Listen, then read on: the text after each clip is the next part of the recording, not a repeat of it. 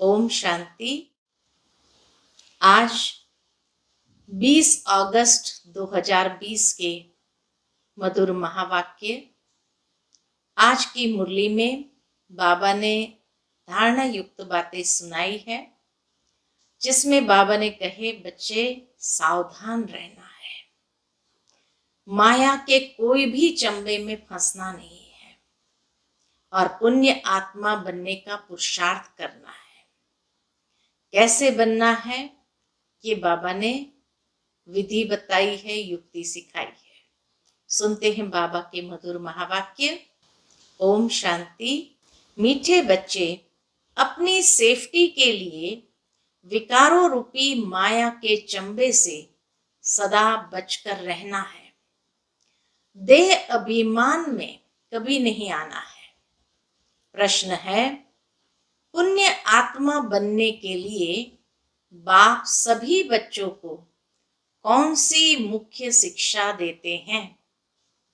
उत्तर है, बाप कहते हैं बच्चे, पुण्य आत्मा बनना है तो पहली बात, श्रीमत पर सदा चलते रहो। याद की यात्रा में गफलत नहीं करो। दूसरी बात, आत्म अभिमानी बनने का पूरा पूरा पुरुषार्थ कर काम महाशत्रु पर जीत प्राप्त करो। यही समय है पुण्य आत्मा बन इस दुखधाम से पार सुख धाम में जाने का। ओम शांति। बाप ही रोज बच्चों से पूछते हैं। शिव बाबा के लिए ऐसे नहीं कहेंगे कि बछड़ेवाल है। आत्माएं तो अनादि है। आत्माएं तो अनादि है ही है, बाप भी है। इस समय जबकि बाप और दादा दोनों है, तब ही बच्चों की संभाल करनी होती है। कितने बच्चे हैं जिनकी संभाल करनी होती है? एक एक का पोतामेल रखना होता है। जैसे लौकिक बाप को भी फुरना रहता है ना। समझते हैं हमारा बच्चा भी इस ब्राह्मण कुल में आ जाए तो अच्छा है।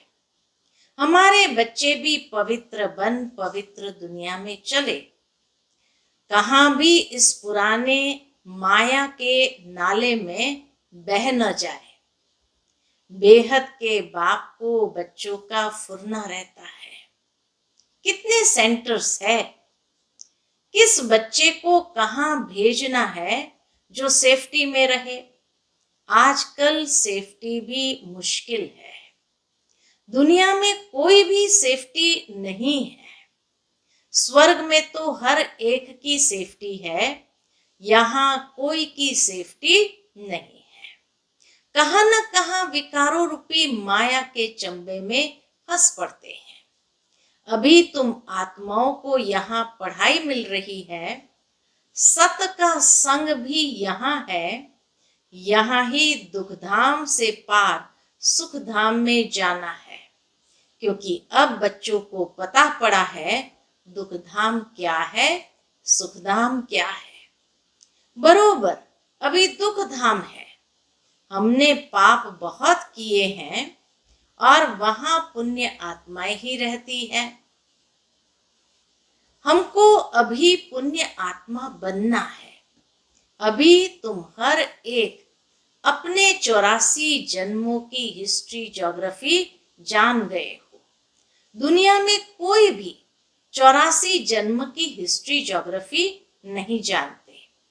अभी बाप ने आकर सारी जीवन कहानी समझाई है।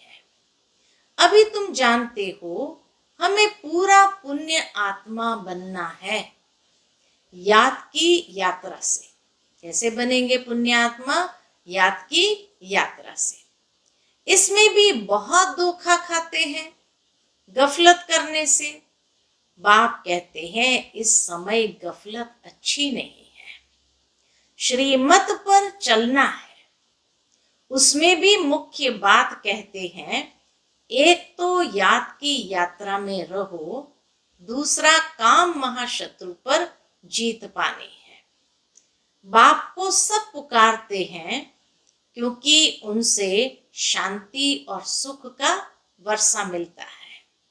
आत्माओं को बाबा से ही शांति और सुख का वर्षा मिलता है, लेकिन किसको? आत्माओं को। आगे देह अभिमानी थे तो कुछ पता नहीं पड़ता था, अभी बच्चों को आत्म अभिमानी बनाया जाता है। नए को पहले पहले एक हद के दूसरे बेहद के बाप का परिचय देना है। बेहद के बाप से स्वर्ग बहिश्त नसीब होता है, हद के बाप से दोजख नरक नसीब होता है। बच्चा जब बालिग बनता है तो प्रॉपर्टी का हकदार बनता है। जब समझ आती है फिर धीरे धीरे माया के अधीन बन पड़ते हैं। वह सब है रावण राज्य, विकारी दुनिया की रस्म रिवाज। अभी तुम बच्चे जानते हो ये दुनिया बदल रही है। इस पुरानी दुनिया का विनाश हो रहा है। एक गीता में ही विनाश का वर्णन है और कोई शास्त्र में महाभारत महाभारी लड़ाई का वर्णन नहीं है। गीता का है ही यह पुरुषोत्तम संगम युग। गीता का युग माना आदि सनातन देवी देवता धर्म की स्थापना। गीता है ही देवी देवता धर्म का शास्त्र। तो यह गीता का युग है, जबकि नई दुनिया स्थापन हो रही है। मनुष्य को भी बदलना है, मनुष्य से देवता बनना है।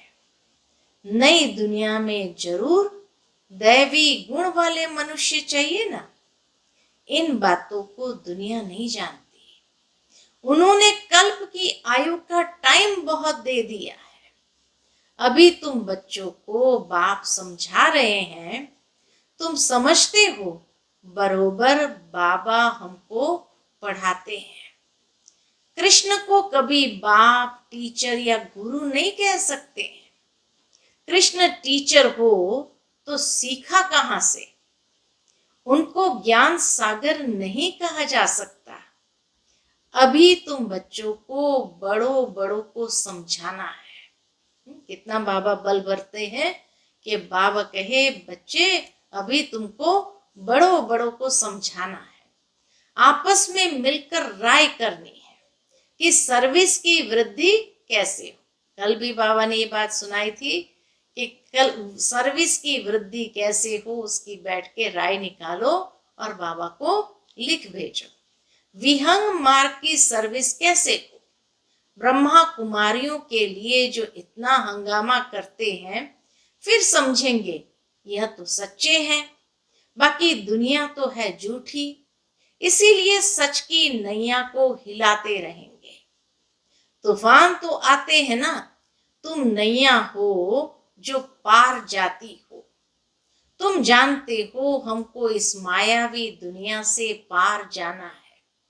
सबसे पहले नंबर में तूफान आता है देह अभिमान का। वह है सबसे बुरा। इसने ही सबको पतित बनाया है। तब तो बाप कहते हैं काम महाशत्रु है। यह जैसे बहुत तेज तूफान है। कोई तो इन पर जीत पाए हुए भी है, गृहस्थ व्यवहार में गए हुए हैं, फिर कोशिश करते हैं बचने की। कुमार कुमारियों के लिए तो बहुत सहज है, इसलिए नाम भी गाया हुआ है कन्हैया। इतनी कन्याएं जरूर शिव बाबा की होगी। देहधारी कृष्ण की तो इतनी कन्याएं हो न सके। अभी तुम इस पढ़ाई से पटरानी बन रहे हो। इसमें पवित्रता भी मुख्य चाहिए। अपने आप को देखना है कि याद का चार्ट ठीक है। बाबा के पास कोई का 5 घंटे का, कोई का 2-3 घंटे का भी चार्ट आता है। कोई तो लिखते ही नहीं है, बहुत कम याद करते हैं। सबकी यात्रा एक रस हो न सके। अजुन ढेर बच्चे वृद्धि को पाएंगे, हर एक को अपना चार्ट देखना है। मैं कहां तक पद पा सकूंगा, कहां तक खुशी है। हमको सदैव खुशी क्यों नहीं होनी चाहिए, जबकि ऊंचते ऊंच बाप के बने हैं। ड्रामा अनुसार तुमने भक्ति बहुत की है। भक्तों को फल देने के लिए बाप आए। रावण राज्य में तो विकर्म होते ही है। तुम पुरुषार्थ करते हो सतो प्रधान दुनिया में जाने का। जो पूरा पुरुषार्थ नहीं करेंगे तो सतो में आएंगे, सतो प्रधानता में नहीं, सतो में आएंगे। सब थोड़ी इतना ज्ञान लेंगे, संदेश जरूर सुनेंगे, फिर कहां भी होंगे। इसलिए कोने कोने में जाना चाहिए। विलायत में भी मिशन जानी चाहिए। जैसे बौद्धियों की, क्रिश्चियनों की यहाँ मिशन है ना। दूसरे धर्म वालों को अपने धर्म में लाने की मिशन होती है। तुम समझाते हो कि हम असल में देवी देवता धर्म के थे, अब हिंदू धर्म के बन गए हैं। तुम्हारे पास बहुत करके हिंदू धर्म वाले ही आएंगे। उनमें भी जो शिव के देवताओं के पुजारी होंगे वह आएंगे। जैसे बाबा ने कहा, राजाओं की सेवा करो। वह अक्सर करके देवताओं के पुजारी होते हैं। उन्हों के घर में मंदिर रहते हैं। उन्हों का भी कल्याण करना है। तुम भी समझो, हम बाप के साथ दूर देश से आए हैं। बाप आए ही है नई दुनिया स्थापन करने। तुम भी कर रहे हो। जो स्थापना करेंगे वही पालना भी करेंगे। अंदर में नशा रहना चाहिए। हम शिव बाबा के साथ आए हैं दैवी राज्य स्थापन करने। शिव बाबा के साथ आए हैं इसलिए दैवी राज्य स्थापन करने, सारे विश्व को स्वर्ग बनाने। आश्चर्य लगता है इस देश में क्या क्या करते रहते हैं, पूजा कैसे करते हैं। नवरात्रि में देवियों की पूजा होती है ना। रात्रि है तो दिन भी है। तुम्हारा एक गीत भी है ना, क्या कौतक देखा। मिट्टी का पुतला बनाए, श्रृंगार कर उसकी पूजा करते हैं। उनसे फिर दिल इतनी लग जाती है, जो जब डुबोने जाते हैं तो रो पड़ते हैं। मनुष्य जब मरते हैं तो अर्थी को भी ले जाते हैं, हरि बोल कर डुबो देते हैं। कलकत्ता के तरफ गंगा में डुबोते हैं या गंगा सागर पर ले जाते हैं, हरि बोल करके डुबो देते हैं।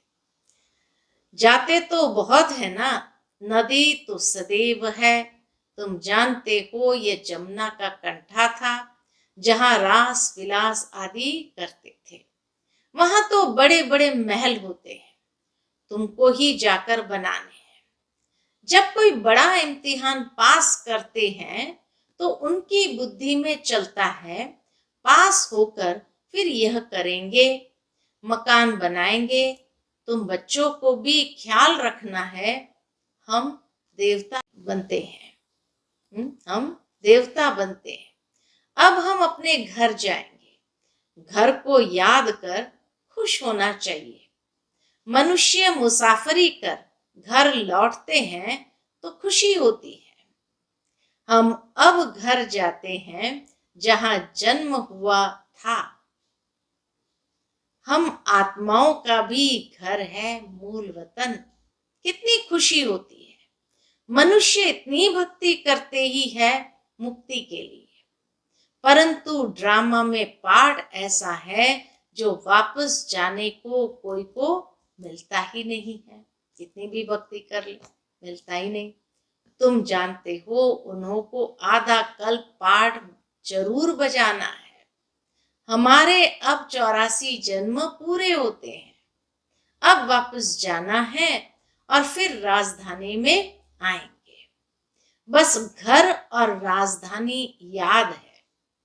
यहाँ बैठे भी कोई कोई को अपने कारखाने आदि याद रहते हैं। जैसे देखो बिरला है, कितने उनके कारखाने आदि होंगे, कितने आदि कारखाने आदि है उसके। तो बाबा कहे जैसे देखो बिरला है, कितने उनके कारखाने आदि है। सारा दिन उनको ख्यालात रहती होगी। उनको कहे बाबा को याद करो तो कितनी उनको अटक पड़ेगी। घड़ी घड़ी धंधा याद आता रहेगा। सबसे सहज है माताओं को, उनसे भी कन्याओं को। जीते जी मरना है, सारी दुनिया को भूल जाना है। तुम अपने को आत्म समझ शिव बाबा के बनते हो। इसको जीते जी मरना कहा जाता है। देह सहित देह के सब संबंध छोड़ अपने को आत्म समझ शिव बाबा का बन जाना है। शिव बाबा को ही याद करते रहना है, क्योंकि पापों का बोझा सिर पर बहुत है। दिल तो सबकी होती है। हम जीते जी मरकर शिव बाबा का बन जाएं। शरीर का भान न रहे। हम अशरीरी आए थे, फिर अशरीरी बनकर जाना है। बाप के बने हैं तो बाप के सिवाय दूसरा कोई याद न रहे। ऐसा जल्दी हो जाए जो फिर लड़ाई भी जल्दी लगे। बाबा कितना समझाते हैं, हम तो शिव बाबा के हैं ना, हम वहां के रहने वाले हैं। यहाँ तो कितना दुख है। अभी अंतिम जन्म है। बाप ने बताया है तुम सतो प्रधान थे तो और कोई नहीं था। तुम कितने शाहूकार थे। भल इस समय पैसे कौड़ी हैं, परंतु यह तो कुछ है नहीं। कौड़ियां हैं, ये सब अल्पकाल सुख के लिए है। बाप ने समझाया है, पास्ट में दान पुण्य किया है तो पैसा भी बहुत मिलता है। फिर दान करते हैं, परंतु यह है एक जन्म की बात। यहाँ तो जन्म जन्मांतर के लिए शाहूकार बनते हैं। जितना बड़ा कहावना उतना बड़ा दुख पाना। जिनको बहुत धन है वह फिर बहुत फंसे हुए हैं, कभी ठहर न सके। कोई साधारण गरीब ही सरेंडर होंगे, शाहूकार कभी नहीं होंगे। वह कमाते ही है किसके लिए? पुत्र पौत्रों के लिए, कि हमारा कुल चलता रहे। खुद उस घर में नहीं आने वाले हैं। पुत्र पौत्रे आए जिन्होंने अच्छे कर्म किए हैं। जैसे बहुत दान जो करते हैं तो वह राजा बनते हैं, परंतु एवर हेल्दी तो नहीं है। राजाई की तो क्या हुआ, राजाई की तो क्या हुआ, अविनाशी सुख नहीं है।